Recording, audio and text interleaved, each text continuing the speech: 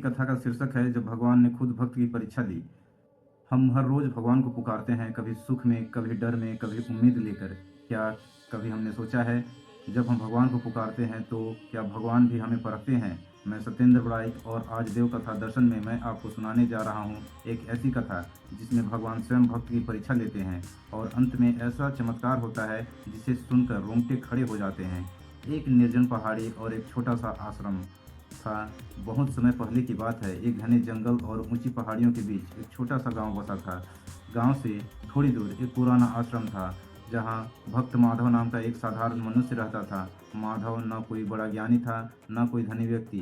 उसके पास तो था बस भगवान पर अटूट विश्वास।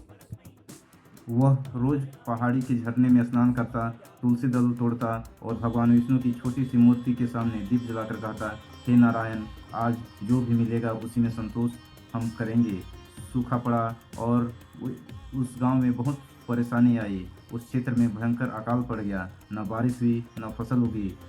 गांव में हाहाकार मच गया। लोग मंदिर गए, पूजाएं की, व्रत रखें, लेकिन जब कुछ नहीं बदला तो लोगों का विश्वास डगमगाने लगा। किसी ने कहा, भगवान हमें भूल गए। किसी ने कहा, पूजा करने से क्या फ़ायदा। लेकिन माधव वह रोज की तरह दीप जलाता रहा और भगवान को पूजा करता रहा। भगवान की पहली परीक्षा इस प्रकार हुई। एक शाम जब माधव पूजा कर रहा था, तभी एक अजनबी साधु आश्रम के द्वार पर आया। उसके कपड़े फटे हुए थे, चेहरा थका हुआ था और आवाज़ में पीड़ा थी। वह 3 दिनों से भूखा हूँ, क्या कुछ खाने को मिलेगा? माधव के पास सिर्फ एक मुट्ठी चावल था।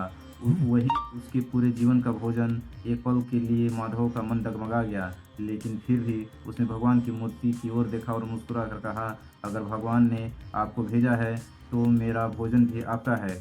उसने सारे चावल साधु को दे दिए।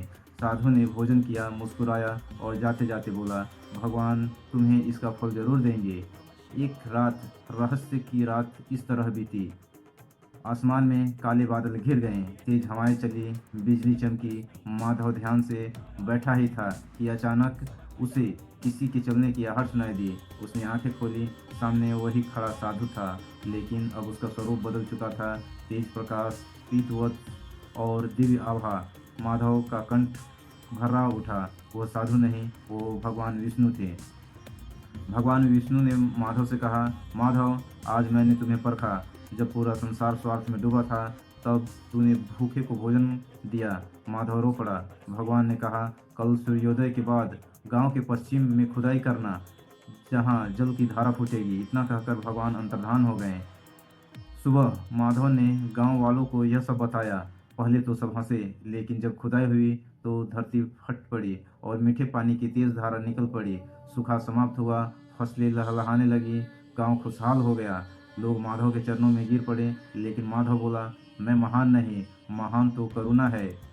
इस कथा से हमें यह सीख मिलती है कि भगवान पूजा से नहीं, त्याग से प्रसन्न होते हैं। जब हम किसी भूखे को भोजन देते हैं, किसी प्यासी को पानी देते हैं, तो भगवान उसी क्षण दया के रूप में प्रकट होते हैं। जय श्री हरि।